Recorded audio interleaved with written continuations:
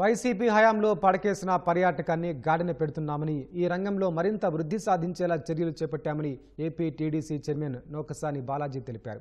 పర్యాటకానికి పారిశ్రామిక హోదా కల్పించడంతో 18,000 కోట్ల పెట్టుబడులు వచ్చాయని, 97,000కు పైగా ఉద్యోగాలు కల్పించినట్లు తెలిపారు. పర్యాటకాన్ని ప్రగతి పదంలో పరుగులు పెట్టించేందుకు చేసిన ప్రణాళికలేంటి, కార్పొరేషన్ భూముల పరిరక్షణకు ఎలాంటి చర్యలు చేపట్టారనే అంశాలపై ఏపీ టీడీసీ చైర్మన్ నూకసాని బాలాజీతో మా ప్రతినిధి కృష్ణంనాయుడు ముఖాముఖి. పర్యాటకానికి అపారమైనటువంటి అవకాశాలున్న ప్రాంతం మన రాష్ట్రం. కూటమి ప్రభుత్వం అధికారంలోకి వచ్చిన తర్వాత పారిశ్రామిక హోదా కల్పించి ఈ రంగాన్ని పరుగులు పెట్టిస్తుంది.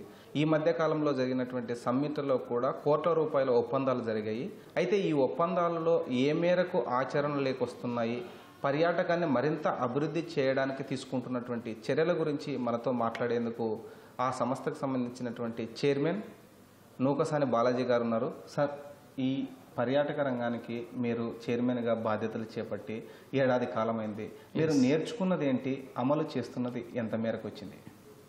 విపరీతంగా పెట్టుబడులు రావడం జరిగింది. ఉదాహరణకు ఒక టూరిజం చూస్తే 18,000 కోట్ల రూపాయలు పెట్టుబడులు పెట్టడానికి ముందుకొచ్చారు.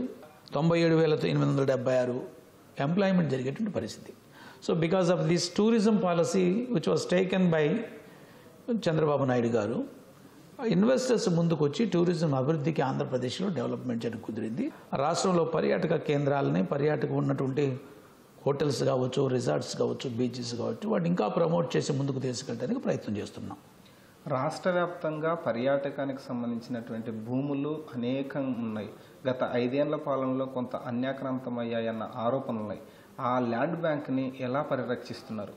గత 5 సంవత్సరాల్లో టూరిజం ఏ అభివృద్ధికి నోచుకోలేదు.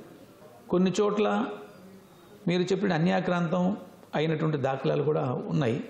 వాటి మీద కూడా సమగ్రమైనటువంటి ఆలోచన చేస్తున్నాం. ఈ వచ్చినటువంటి 1 yearలో, ఈ ప్రభుత్వం వచ్చిన 1.5 yearలో ప్రభుత్వ పాలసీకి లేదా చంద్రబాబు నాయుడు గారి విజన్కి అనుగుణంగా ఈ యొక్క టూరిజం అభివృద్ధి చేయడానికి, గతంలో జరిగిన పొరపాటును సరిదిద్దటానికి కూడా ప్రయత్నం చేస్తున్నాం. ఆ ల్యాండ్ బ్యాంకు ఉన్నందువల్లనే ఇవాళ పెట్టుబడిదారులు ఏదైతే ఒప్పందాలు చేసుకున్నారో వీటిని చేయటానికి కారణం టూరిజం ల్యాండ్ ఉంటే కదా. హోటల్ కట్టాలన్నా, బీచ్లు చేయాలన్నా, రిసార్ట్స్ కట్టాలన్నా ఇవన్నీ చేయటానికి ప్రధాన కారణం ల్యాండ్ బ్యాంక్. ఆయన ఎన్ని 60 రూములు ధ్వంసం చేసి ఒక 500 కోట్లు పెట్టి ఒక ప్యాలెస్ కట్టాడు. ఆ ప్యాలెస్ కూడా ఇవాళ ఏం చేయాలో అర్థం కావటం లేదు. ఆయన రాజదర్బార్లాగా, రాజమార్తాండలాగా ఆయనకు అనుకూలంగా ఆయన ఉండటానికి, ఆయనది నచ్చింది కాబట్టి ఆయన ఉండటానికి అనుకూలంగా ఉంటున్న ఉద్దేశం రాజధానినే వైజాగ్ తరలించాడు. Not for the sake of the Vizag people. రాష్ట్ర ఖజానాకు 500 కోట్లు కాదండి, 5 సంవత్సరాల్లో ఎంత అయిందో చూడండి. కాబట్టి మొత్తం ఆ రూములు మొత్తం 800 కోట్ల రూపాయలు ప్రజాధనాన్ని దుర్వినియోగం చేసినటువంటి ఒక మహా వ్యక్తి ఎవరంటే జగన్మోహన్ రెడ్డి. టూరిజం డిపార్ట్మెంట్లో ఇంకా వైసీపీ వాసన ఉన్నటువంటి అధికారులు ఉన్నారు. వారే కొన్ని ప్రాజెక్టులను ముందుకు వెళ్ళనివ్వకుండా చేస్తున్నారు, అడ్డుపడుతున్నారు అనేటువంటి విమర్శలు వస్తున్నాయి. దీనికి మీ సమాధానం ఏంటి? ఎందుకు వారిని ఇంకా డిపార్ట్మెంట్లో పెట్టారు? కొంతమంది మాతృ సంస్థకు కూడా వెళ్లకుండా ఇక్కడే డిప్యుటేషన్ పైన ఉన్నటువంటి సందర్భాలు ఉన్నాయని వచ్చాయి. ఎవరైతే వాళ్ళ యొక్క డెప్యుటేషన్ టైం అయిపోయిందో వాళ్ళందరినీ తిరిగి కూడా డెప్యుటేషన్ టైం అనేది వాళ్ళని తిరిగి పంపించేదానికి ప్రయత్నం చేస్తాం. డెఫినెట్గా ఆ ప్రభుత్వంలో ఉన్నటువంటి వాళ్ళు, ఆ వాసనలు, ఆ రిలేషన్స్ ఉంటే ఉండొచ్చు.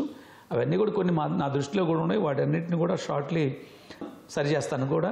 తొందరలోనే అలాంటి వ్యక్తులు ఎవరైతే ఉన్నారో, మాకు ఏదైతే గుర్తింపులో ఉన్నారో అవన్నీ కూడా తగు చర్యలు తీసుకోవడానికి కూడా వెనకాడను. 5 ఏళ్ల వైసీపీ పాలనలో పూర్తిగా పడకేసినటువంటి టూరిజాన్ని ఇప్పుడిప్పుడే గాడిలో పెడుతున్నామని, దీనిపైన ముఖ్యమంత్రి ఇచ్చినటువంటి ఆదేశాల మేరకు పనిచేస్తున్నామని చైర్మన్ డాక్టర్ నూకసాని బాలాజీ గారు చెప్తున్నారు. కెమెరామ్యాన్ సైదాతో కృష్ణంనాయుడు, ఈటీవీ న్యూస్, విజయవాడ నుంచి.